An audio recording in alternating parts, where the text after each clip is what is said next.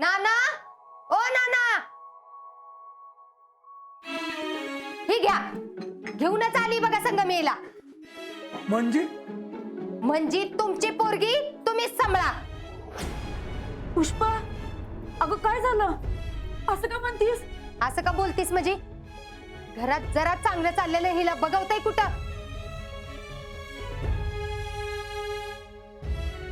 आणि काय होणार ना, तुम्हाला मी भाऊ म्हणलं त्याचं चांगलंच पांग फेडलं की तुम्ही. आता मी काय केलं? काय केलं? आमच्या ह्यांच्या मनात काय भरवलं?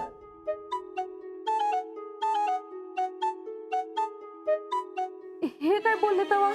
काय बोलले? अहो, माझ्या लिकीला आणि जावयाला दुसरं घर बघून दे असं सांगत होते नाना आमच्या ह्यांना. ते म्हणजे मी गप बसाओ. तुम्हाला तुमच्या लेकीची लय काळजी आहे ना. अहो, माझ्या लेकीने हिला जी खोली दिली होती ती खोली मी आता माझ्या लेकीसाठी परत घेतली ना. ही सगळं येऊन सांगितलं असेल तुम्हाला तिने. आणि म्हणून तर ही सगळी आयडिया काढली तुम्ही. दुसरं काय तवा? नाही तसं काय नाही. नाही नाही नाही नाही, तुम्हाला जर एवढीच काळजी असेल ना तुमच्या लेकीची तर घ्या ठेवून इथंच आणि सांभाळा.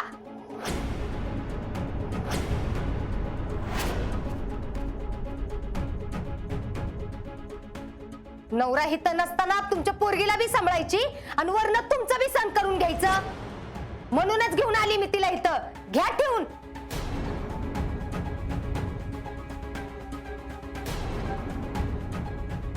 पुष्पा, अगं त्यांचा उद्देश तसा नव्हता. हे बघा, कुणाचा काय उद्देश होता आणि काय नव्हता हे मला चांगलंच माहित आहे.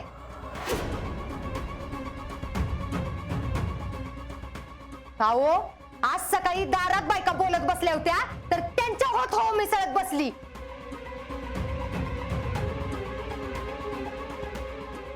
म्हणजे तुमचं बोलणं झालंच असणार आहे ह्याच्यावरनं. अहो नाही मामी, खरंच असं काय नव्हतं. तुमच्या पोरीसाठी मी माझ्या पोरीला घरातनं बाहेर काढू आहे. आणि हे बघा, ही जरी माझ्या घरातली सून असेल तरी बी जयश्री माझी पोरगी आहे ही ध्यानात ठेवा.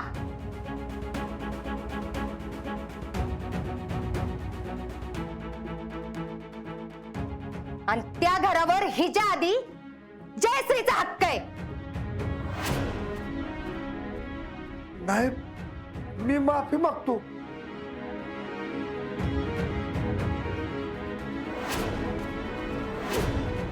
पुष्पा, तुझा काहीतरी गैरसमज झालाय. अहो नाना, तुम्ही कशाला?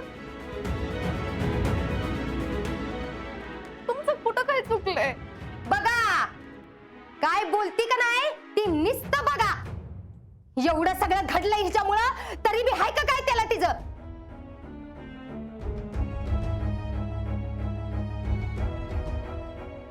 अहो पुष्पाताई, असं काय म्हणताय? त्यात तिची काय चुकी आहे? वय काय चूक नाही वय? अगं विचार की नानांना. त्या दिवशी जर हिने माफी मागितली असती ना आई साहेबांची तर एवढं सगळं घडलंच नसतं. पण नाही.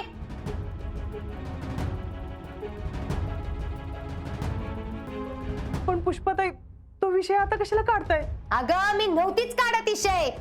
पण आता काय आम्ही तेवढंच करत बसायचं का? तुमच्या पोरीने चुका करायच्या आणि मी त्या सांभाळून घ्यायच्या. आणि आता तर काय, माझ्या लेकीलाच घरातनं बाहेर काढायला निघाली. आता बरी का मी गप्प बशीन? नाही, मी माफी मागतो हवं तर.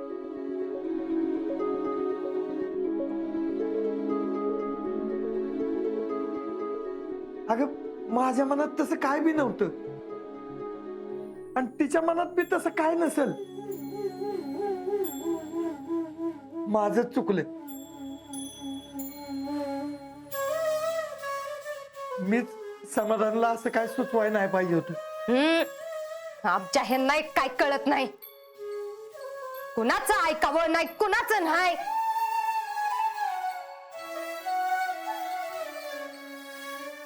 पुष्पा, अगं जरा डोकं शांत ठेव की. अगं शीतलला कसलीच कायच अडचण नाही. होय की नाही ग शीतले? नाही नाही नाही नाही नाही, तिला हितच राहून दे.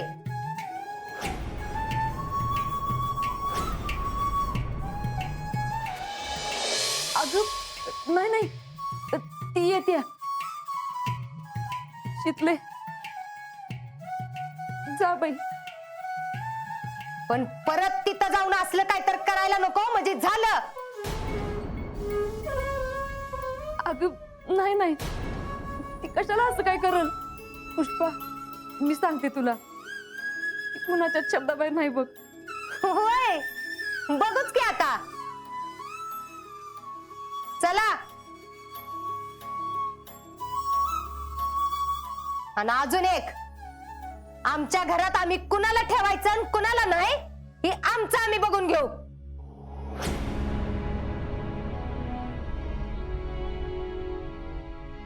उगाच कुणी मध्ये पडायचं काम नाही.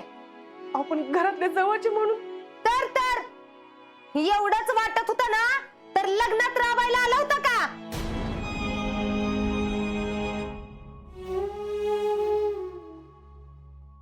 कच्चार दागिने करून घातलं माझ्या जयश्रीला.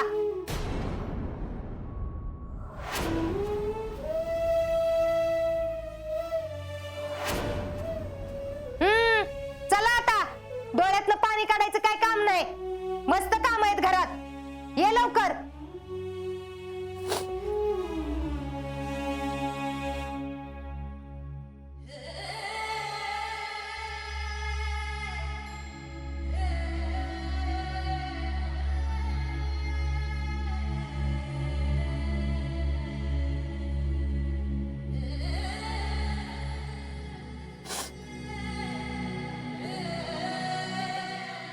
काय हो, कशाला पोरीच्या संसारात दिश घालवताय? काय गरज होती तुम्हाला त्यांना काय सांगायची? अगं मी कशाला, मी तर काय विषय बी काढला नाही. ते सावताचा साचा आला होता त्यावेळेला समाधानीच विचारले म्हणून मी सांगितलं. अगं मी त्याला काय चुकीचं सांगितलं नव्हतं, चांगलाच सल्ला दिलता. नका देऊ तुम्ही कुणाला फुकटचे सल्ले. त्या बाईला काय कळतंय चांगलं आणि वाईट? काय स्वतःच्या पायावर दोंडा मारून घ्यायचंय तो घेऊ दे तिला. तुम्ही नका कुणाला अक्कल शिकवायला जाऊ. उगाच आपल्या पोरीला काहीतरी भोगायला लागायचं.